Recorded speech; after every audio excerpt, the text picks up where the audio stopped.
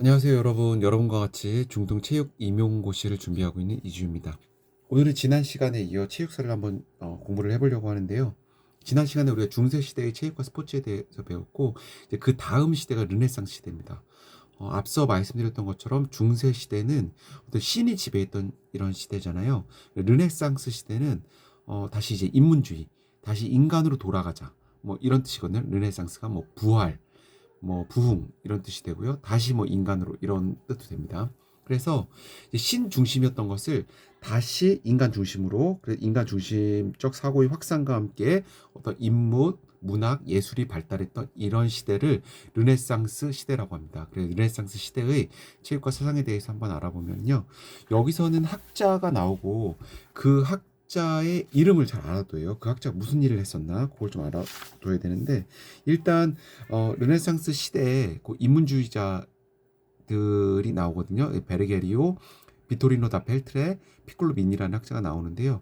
여기서 일단은 이 학자들을 다 알고 있어야 돼요. 베르게리오, 비토리노 다 펠트레, 피콜로 미니가 르네상스 시대의 인문주의자라는 걸 알아두시고요. 그다음에 비토리노 다 펠트레라는 이 학자는 그 스포츠 지도사에서도 굉장히 많이 물어봤어요. 이 학자 이름도 많이 물어봤고요. 그다음에 이 학자가 만토바 지역에 라지오 코사라는 학교를 세우거든요. 근데 이 라지오 코사의 학교에서 강조했던 것이 학생의 전인적 자질을 발달시키고 심신의 조화로운 발달을 지향하는 균형적인 체육관을 강조를 하게 됩니다.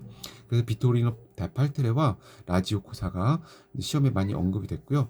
그 다음으로 들어가서 이제 종교 개혁 시대의 체육인데요. 여기서는 이제 특징적인 게 이 중세 시대 때 이제 그 신중심의 사상이 굉장히 오랜 시간 있었잖아요. 그러다 보니까 종교도 이제 부패하기 시작했던 거였죠. 그러면서 다시 이제 르네상스 시대가 나오는 거고, 그러면서 종교에 대해서 다시 성찰하고 고민해보는 종교개혁 시대가 나오게 됩니다. 그래서 이제 우리가 알고 있는 캐톨릭, 여기서 캐톨릭은 전통적인 그 천주교를 말하는 겁니다. 그리고 신교는 우리가 알고 있는 기독교를 의미하는 거고요. 그래서 여기 루터, 칼뱅 이런 식으로 이제 종교개혁 시대에 사람들이 나오게 되는데요. 요 카톨릭의 여기서 중요한 것은 이 신교의 금욕주의와 체육 중에서 잉글리시 선데이라는 요 명칭을 잘 알고 계셔야 돼요.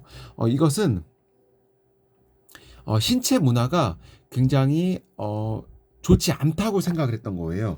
그러니까 몸으로 어떤 것을 하는 것이 좋지 않다. 그래서 철저하게 어떤 이런 것을 금지합니다. 이제 청교도가 되는 거죠. 철저하게 명상하고 성찰하고 이런 것들을 강조했는데, 어, 그 오락이라든가 어떤 신체적 활동 이런 것들은 철저하게 금지합니다. 그래서 이것이 바로 금욕주의라고 표현이 되는 거고요. 다른 말로 잉글리시 선데이라고 말하게 됩니다. 이 일요일 날 신체 활동을 금지한다고 해서 잉글리시 선데이가 되는 거고요. 그다음에 루터, 츠빙글리, 칼뱅이 이런 이제 신교의 종교개혁 시대의 금욕주의와 관련 있는 학자고, 특히 칼뱅이 굉장히 금욕주의적 사고를 강조하게 됩니다. 여기와 반대되는 이제 그 종교 교리가 영국 국교회 성공회가 되는 거, 영국 국교회가 되는 거고요.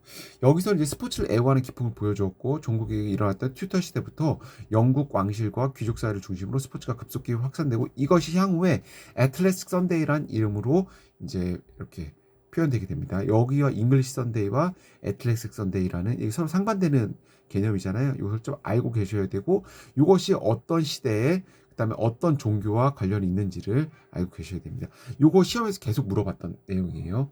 그리고 북유럽 사회적 인문주의자들, 요 부분 같은 경우는 이제 여기서 나오게 되는 거죠. 르네상스 시대에 나오게 되는 인문주의자라고 했으니까요.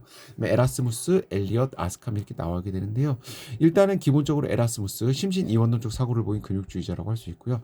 엘리엇 통치자라는 저서에서 적당한 운동을 하지 않고 공부만 하는 것은 정신력을 고갈시키고 소화장애는 물론 몸을 병들게 한다고 경고했으며, 다만 이제 축구는 저속하고 폭력적이어서 반대했고 심신의 조화로운 발달을 지향했습니다. 이 아스캄이라는 학자를 좀 주의 깊게 볼 필요가 있는데요.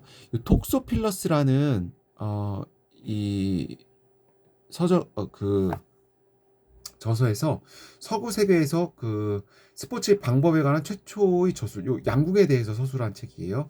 서구 세계에서 스포츠 방법에 관한 최초의 서술이라는 책이 톡소필러스라는 책이고, 아스캄이라는 학자입니다.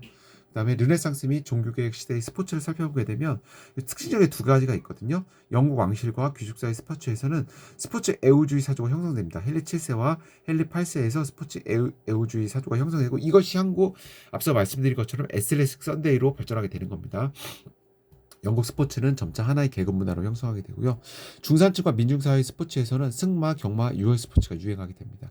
이 테니스 같은 경우에는 이제 중산층에서는 초기에는 금지를 했었어요. 이 테니스는 귀족의 처음에 스포츠였거든요. 그래서 레알 테니스, 로얄 테니스가 이제 처음 초기 테니스의 형태였고요. 이것이 오늘날 론 테니스로 발전하게 됩니다. 이렇게 해서 종교개혁 시대의 체육, 르네상스 시대의 체육과 사상, 종교개혁 시대의 체육, 그리고 르네상스 및 종교개혁 시대 스포츠에 대해서 알아봤어요. 여기서 이제 학자를 좀 잘 알아두셔야 돼요. 학자. 그래서 비토르네 다 펠트레 라지오코사라는 거, 그 다음에 종교개혁 시대의 금욕주의 잉글리시 선데이라는 거, 칼뱅, 루터, 영국 국교회 이거 후에 에슬렉 선데이로 발전하게 된다는 거, 아스캄, 톡소필러스, 서구 세계에서 스포츠 방법에 관한 최초의 저술이라는 거, 그 다음에 영국 왕실과 중산층의 어떤 스포츠가 어떻게 이루어졌는지 이 정도 알고 계시면 충분할 것 같습니다. 자, 그럼 다음 시간에는 이제 절대주의 시대로 넘어가고요. 이제 본격적으로 지금까지도 많이 나왔는데 본격적으로 시험과 관련돼서 많이 나오고 있습니다. 그래서 다음 시간도 좀 한번 알아보도록 하겠습니다. 다음 시간에 체육사를 나갈 수도 있고 그때 이제 마저 못 나갔던 운동생리학을 나갈 수도 있는데요.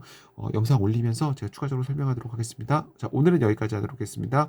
여러분의 합격을 응원합니다. 이주입니다. 감사합니다.